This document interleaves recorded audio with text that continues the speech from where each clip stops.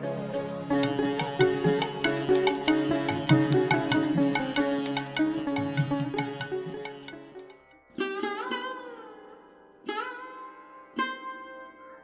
আমি পরমার্থ পথের এক পথিক।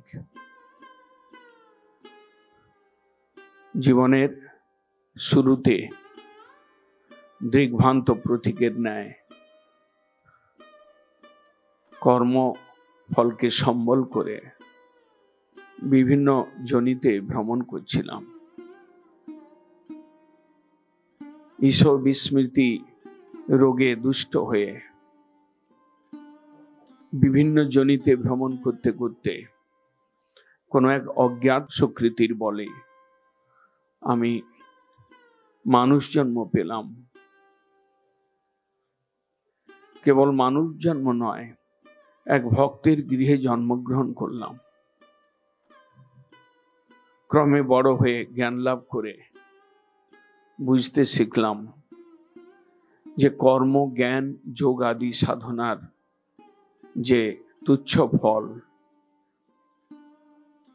তার থেকে শুদ্ধ ভক্তি পরম স্বতন্ত্র এবং ওই সকল সাধনের ফলও ভক্তির দ্বারা লভ্য হয়।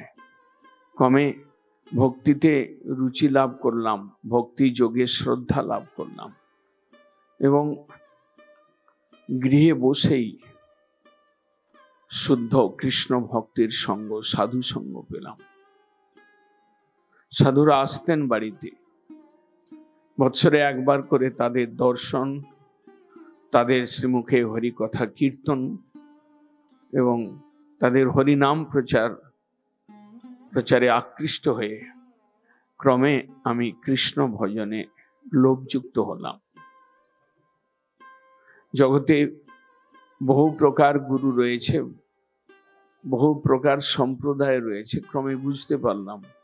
কিন্তু ভাগ্যক্রমে গৌড়ীয় মঠের সংস্পর্শে এলাম এবং সেটাও ভক্ত গৃহে জন্মগ্রহণ করবার ফল। শুদ্ধ ভক্ত সঙ্গের সঙ্গ লাভ করবার ফলে আমি গৌড়ীয় মঠের দ্বারে এলাম। গৌড়ীয় মঠে এসে সদ্গুরু পেলাম, কৃষ্ণ প্রেমিক গুরুকে পেলাম,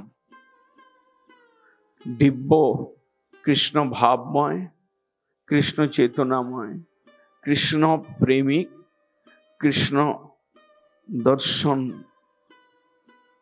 পেয়েছেন এমন এক গুরুকে পেলাম। তার শ্রীমুখের কৃষ্ণ কথা শুনে হৃদয়টা আকৃষ্ট হলো। কৃষ্ণ ভজনে পা রাখলাম। ভক্তি, শুদ্ধ ভক্তি, মহাপ্রভুর প্রকাশিত প্রচারিত শুদ্ধ ভক্তিতে প্রবেশ হলো। মহাপ্রভুর শুদ্ধ ভক্তি ধারায় প্রবেশ করবার সৌভাগ্য হল। শ্রী চৈতন্যদেব প্রচারিত যে শুদ্ধ ভক্তি, হরিনাম জপ এবং হরি সংকীর্তন করবার যে প্রসেস, এগুলো জানলাম। শুধু তাই নয়, এগুলোতে ক্রমে রুচি লাভ করে ধীরে ধীরে ভক্তি মুক্তির স্পৃহা ভেতর থেকে দূরীভূত হলো। কাম, ক্রোধ, লোভ আদি অনর্থ যেগুলো জীবন পথে এসে মধ্যেই বাধা সৃষ্টি করছিল, ক্রমে তাদের প্রতাপ, তাদের প্রকোপ কমলো সাধু সঙ্গে কৃষ্ণ নাম করতে করতে। তীর্থ দর্শন, সাধু দর্শন, ভাগবত শ্রবণ এবং হরিনাম সংকীর্তন, এই সকলের মধ্যে জীবনটাকে ক্রমে লিপ্ত করলাম। ক্রমে গোলক বৈকুণ্ঠের সন্ধান পেলাম, কৃষ্ণ লোকের সন্ধান পেলাম, আনন্দ লোকের সন্ধান পেলাম। সাধন করতে করতে বহু বাধা বিঘ্নকে অতিক্রম করে মঠবাস করে মঠের মধ্যে থেকে শুদ্ধ ভক্তি জীবন করবার ভাগ্য এলো।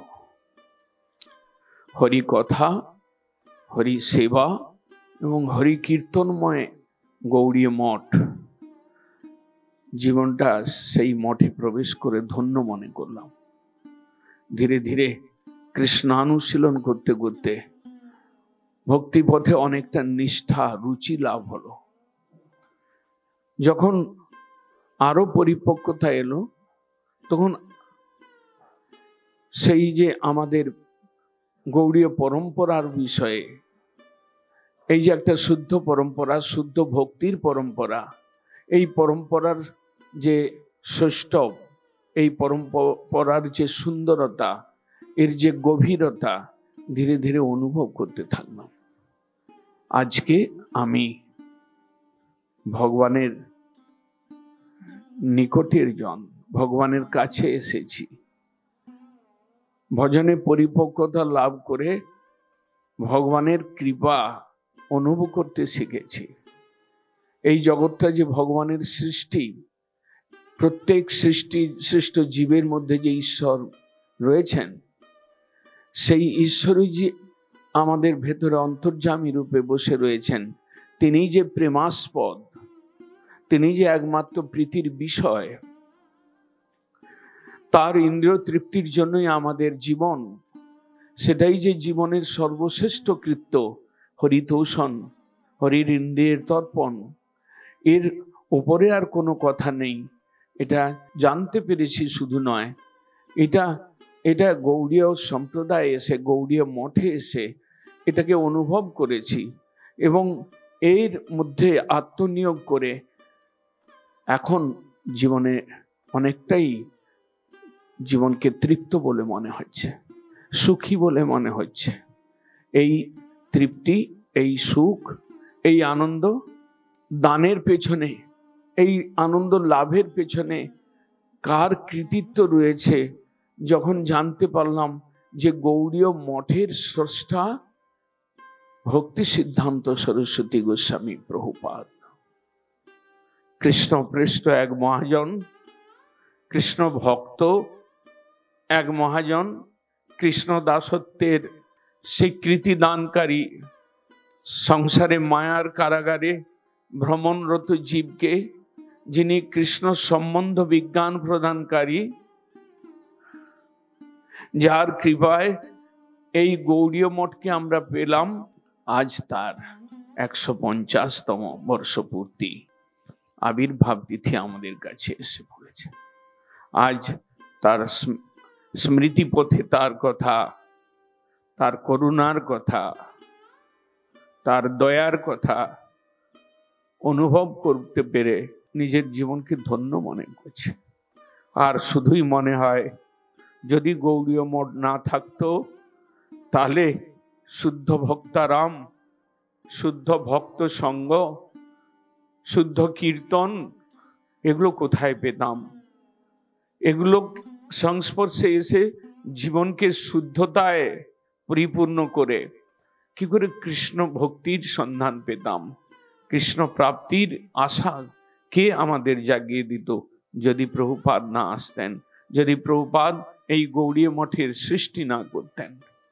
তাই তার আবির্ভাবের 150তম বর্ষপূর্তির ক্ষণে পৌঁছে মনে হয় যে তার কথা স্মরণ করি, তার গুণ গাই, জীবন জন্ম জন্ম যেন তার চরণের দাস হয়ে পড়ে থাকতে পারি।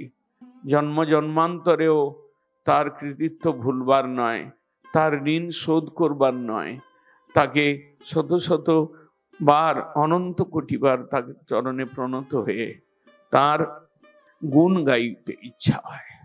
তিনি সেই দিব্য পুরুষ যিনি কৃষ্ণ পৃষ্ঠায় ভূতলে, তিনি সেই দিব্য পুরুষ যিনি সম্বন্ধ বিজ্ঞান দায়িনে, তিনি সেই পুরুষ যিনি অভক্তির ধান্ত হারিনে।